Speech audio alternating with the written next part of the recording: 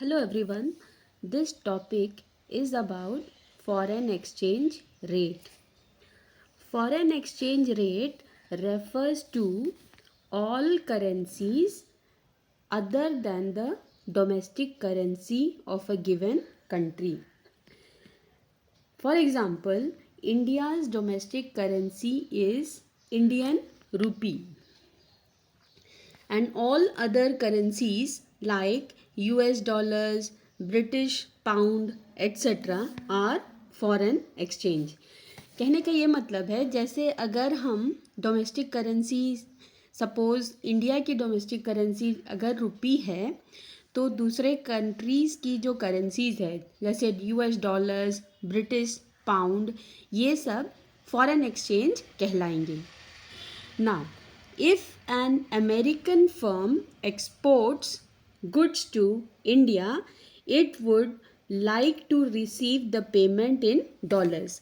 तो ये पता होना चाहिए कि अगर हम किसी कंट्री से इंपोर्ट करते हैं तो जो पेमेंट करना पड़ता है वो फॉरेन करेंसी में पे करना पड़ता है.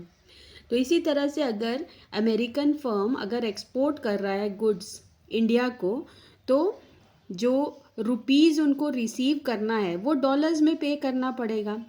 As a result Indian importer will have to convert Indian rupees into American dollars to make the payment. और एक बार बता रही हूँ, अगर इंडिया इंपोर्ट कर रहा है कोई भी goods from America, it has to make the payment in dollars. तो क्या करना होगा, रुपीज़ को डॉलर्स में कन्वर्ट करके पेमेंट करना पड़ेगा. Now what is foreign exchange rate? Foreign exchange rate refers to the rate at which one currency is exchange for the other. Now suppose if $1 is equal to rupees 86, then value of rupees 1 is equal to 1 by $86. Or you can say that 1 rupee is equal to $0.012. अब दो terms मैं बताना चाहती हूँ, currency depreciation और currency appreciation. तो currency depreciation क्या होता है? It refers to decrease in the value of domestic currency in terms of foreign currency. मतलब अगर रुपी का वैल्यू कम होता जा रहा है तो उसे कहेंगे currency depreciation. It makes domestic currency less valuable and more of it is required to buy foreign currency. Example, if price of $1 rises from rupees 80 to rupees 86, rupee is said to be depreciating. मतलब पहले 1 रुपी के बदले 80 rupees पे करना, $1 के लिए 80 rupees पे करना पड़ता था, अब $1 के लिए 86 रुपी पे करना पड़ेगा. तो इस यहाँ पे क्या हो रहा है कि रुपी का जो वैल्यू कम हो रहा है. Then what is the effect of depreciation of domestic currency on exports? ऐसे क्वेश्चन आ सकता है, what is the effect of depreciation of domestic currency on exports?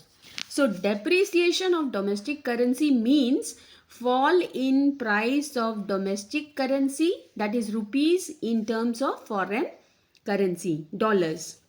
With same amount of dollars, more goods can be purchase from India. मतलब बाहर के कोई country अगर India से कुछ खरीद रहे हैं तो उनको उतने ही डॉलर्स में ज़्यादा गुड्स मिलेंगे क्योंकि रुपी का वैल्यू कम हो रहा है. Then exports to USA will increase as they will become relatively cheaper. तो दूसरे कंट्री के लिए तो फ़ायदा ही होगा क्योंकि value of rupee has fallen. And it is necessary to write relatively cheaper because a comparison is made between the currencies of two countries. So the term used in economics should be relatively cheaper. Then currency appreciation. It refers to increase in the value of domestic currency in terms of foreign currency. The domestic currency becomes more valuable and less of it is required to buy the foreign currency. Example, when price of $1 falls from rupees 86 to rupees 80, rupee is said to be appreciating. तो हम देख रहे हैं कि अगर $1 suppose 86 है, अब ये अगर फॉल होकर के रुपीज़ 80 हो जा रहा है, इसका मतलब Indian currency has appreciated.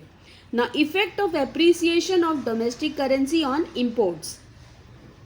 Appreciation of domestic currency means a rise in the price of domestic currency, that is rupees, in terms of foreign currency, that is dollars.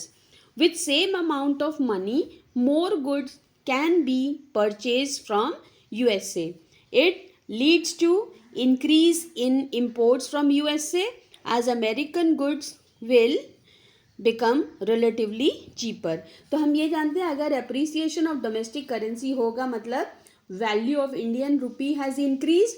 ऐसा होने से क्या होगा, इम्पोर्ट्स चीपर हो जाएगा. हाँ, अगर हम बाहर से गुड्स इम्पोर्ट करेंगे विल हैव टू पे less and so the total quantity of imports will rise.